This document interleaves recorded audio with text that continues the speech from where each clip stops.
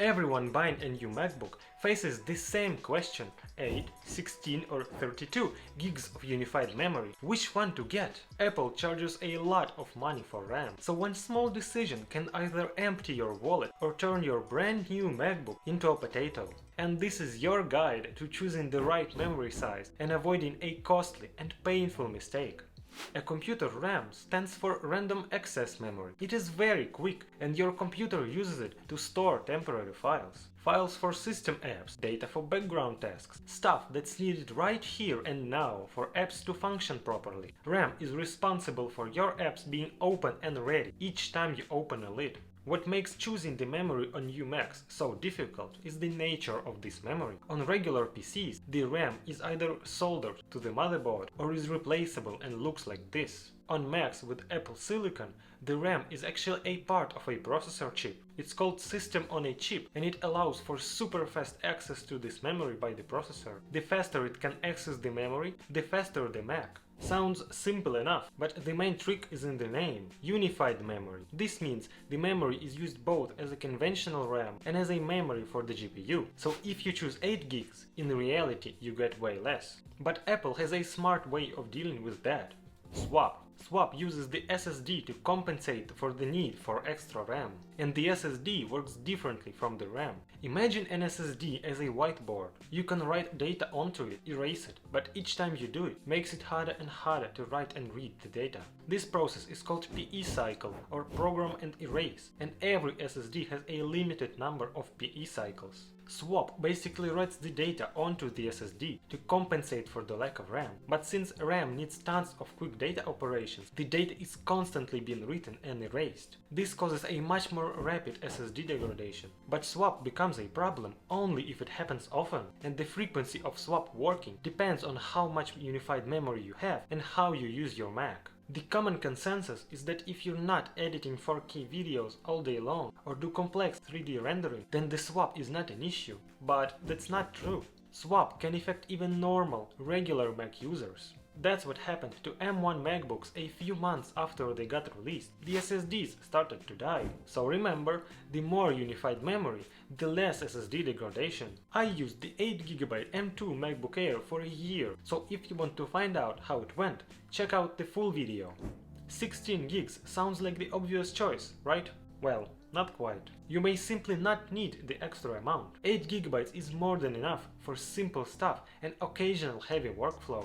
A MacBook with 8 gigs of memory is enough for web browsing, working with documents, editing a few photos in Photoshop, or even editing a simple video. And all that won't cause any damage to the SSD.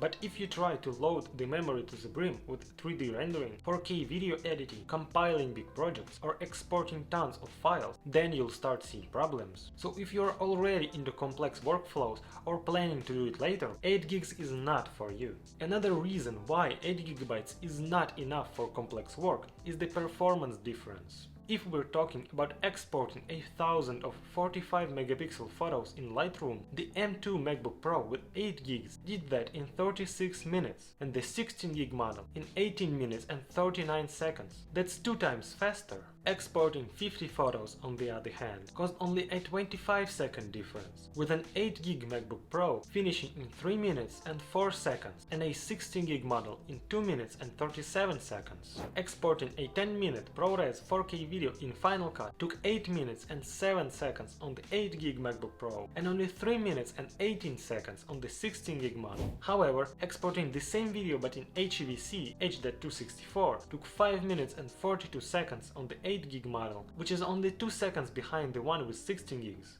What this all means is that unless your workflow is really complex and demanding, paying for the extra 8 gigs of memory may not be necessary. But what if your workflow requires you to export heavy videos all the time, or export thousands of photos? Then even 16 gigs may not be enough. If we compare the 16 and 32 gig M2 Pro MacBook Pros, here's what we'll get. Exporting 1000 photos in Lightroom, 11 minutes and 34 seconds on 16 gig M2 Pro, and 7 minutes and 23 seconds on a 32 gig model. Exporting 50 photos, 1 minute and 17 seconds versus 1 minute and 3 seconds. As you see, the difference here isn't that drastic. Exporting a 10-minute 4K ProRes video took 2 minutes and 10 seconds on the 16GB M2 Pro and 2 minutes flat on the 32GB model. Exporting the same video but in H.264 took 6 minutes and 18 seconds and 4 minutes and 11 seconds respectively, only a 2-minute difference. Tests in Xcode, Unreal Engine and Blender show the same pattern. In all instances the 32GB model is faster, but the difference isn't that huge. As the tasks get bigger,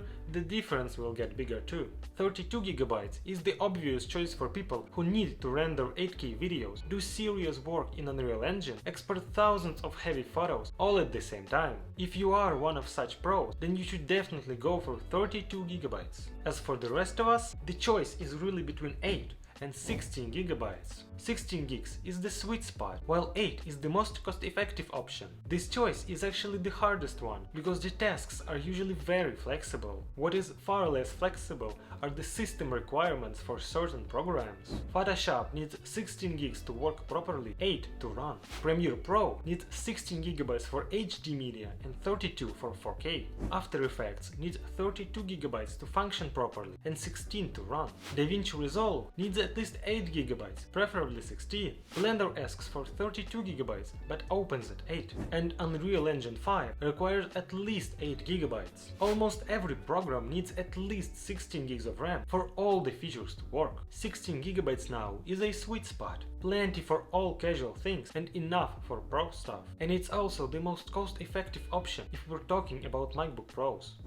So, what do I recommend? If you're planning on buying the MacBook Air and using it for simple office work or watching movies, 8GB is more than enough. Upgrade to 16 only if you specifically need the fanless MacBook Air. And if you're going for the 14 or 16-inch MacBook Pro, you're gonna be just fine with the base 16GB 99% of the time. And if you are a real boss, then go for 32GB or more.